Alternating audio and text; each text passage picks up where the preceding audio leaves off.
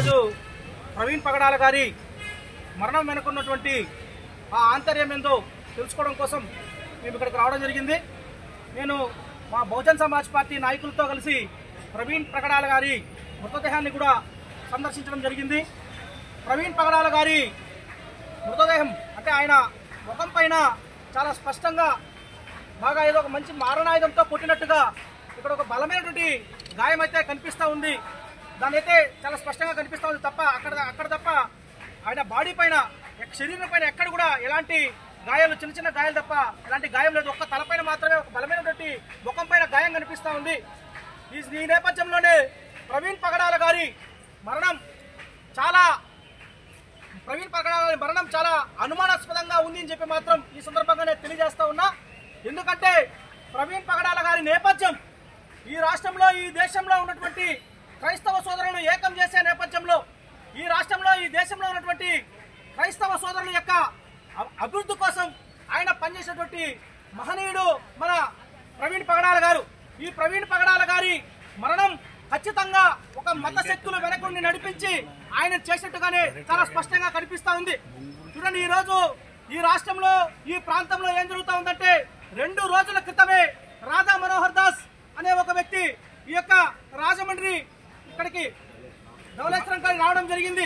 ఈ ధవళేశ్వరం చుట్టుపక్కల ఉన్నటువంటి అందరినీ కూడా రాధా మనోహర్ దాస్ ఏకం చేసి ఆయన రెచ్చగొట్టే ప్రసంగాలు చేయడం వల్ల, అదేవిధంగా ఈ ఆంధ్రప్రదేశ్ రాష్ట్రంలో స్వయానా డిప్యూటీ సీఎం గా ఉన్నటువంటి పవన్ కళ్యాణ్ ఆయన కూడా రెచ్చగొట్టే ప్రసంగాలు చేయడం వల్ల, అదేవిధంగా ఈ రోజు ఎన్డీఏ కూటమి తెలుగుదేశం పార్టీ కూటమి ప్రభుత్వం చంద్రబాబు నాయుడు కూడా రెచ్చగొట్టే ప్రసంగాలు చేస్తూ ఈ రాష్ట్రంలో ఉన్నటువంటి క్రైస్తవులకు కానీ ముస్లింలకు కానీ బహుజన వర్గాలకు వాళ్ళ ప్రాణానికి ఎక్కడ కూడా రక్షణ లేకుండా చేస్తా ఉన్నారని చెప్పి చాలా స్పష్టంగా కనిపిస్తా ఉంది. నేను ఒకటే చెప్తా ఉన్నా, ఆయన ప్రవీణ్ పగడాల గారి మరణం చాలా అనుమానాస్పదంగా ఉండడానికి మొట్టమొదటి కారణం ఏంటంటే ఈ రోజు ఈ ఆయన మరణం అయినప్పటి నుంచి కూడా పోలీస్ శాఖ యొక్క వారి యొక్క కదలికలు చాలా అనుమానాస్పదంగా ఉన్నాయని చెప్పి మేము బీఎస్పీ నుంచి తెలియజేస్తా ఉన్నాం. మీరు మొట్టమొదటిగా స్టార్టింగ్ మొదటి నుంచినే ఆయన యాక్సిడెంట్ లో చనిపోయినారని చెప్పి మీరే నిర్ధారణకు వచ్చేసి ఒక అబద్ధాన్ని 10 సార్లు చెప్తే అది నిజమైపోతుందని చెప్పి పోలీస్ శాఖ వారికి అది వెన్నతో పెట్టిన విద్య.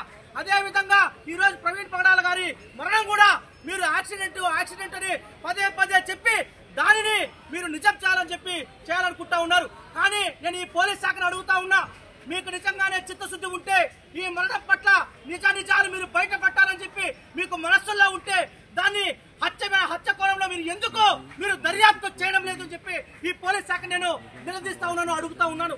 నేను ఒకటే చెప్తా ఉన్నా, ఈ రోజు తెలుగుదేశం పార్టీ అధికారంలో ఉంది. ఈ రోజు హోంమంత్రి అనిత గారు ఈ రోజు హోంశాఖ మంత్రిగా కూడా పనిచేస్తున్నారు. అనిత గారికి నేను ఒకటే చెప్తా ఉన్నా, మీరు ఈ రోజు ఆ స్థానంలో కూర్చున్నారంటే దానికి ఒకే ఒక కారణం డాక్టర్ బాబాసాహెబ్ అంబేద్కర్ ఆ రిజర్వేషన్ అని చెప్పి మీకు ఒకసారి గుర్తు చేస్తా ఉన్నా. ఈ రాష్ట్రంలో మీరు హోంమంత్రిగా పనిచేస్తా ఉంటే ఈ రాష్ట్రంలో క్రైస్తవ సోదరులు ముస్లిం సోదరులు బహుజన వర్గాలంతా కూడా వాళ్ళంతా కూడా వాళ్ళు ప్రాణంతో గుప్పుకిప్పుకుని వాళ్ళు పనిచేస్తా బతుకుతా ఉంటే మీకు నిద్రట్ట పడతా ఉంది అనిత గారు అని చెప్పి నేను మిమ్మల్ని ప్రశ్నిస్తా ఉన్నా.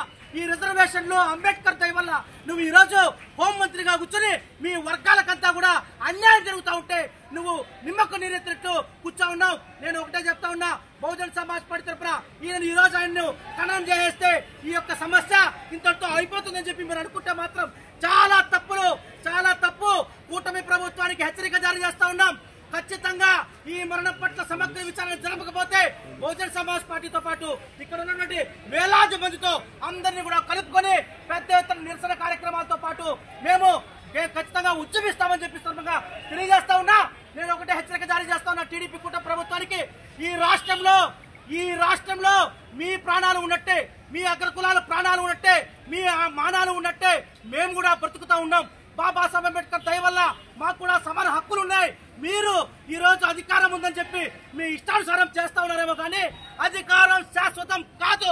చంద్రబాబు నువ్వు గుర్తుపెట్టుకో అని చెప్పి నేను చాలా స్పష్టంగా తెలియజేస్తూ మేము విరమిస్తా ఉన్నా.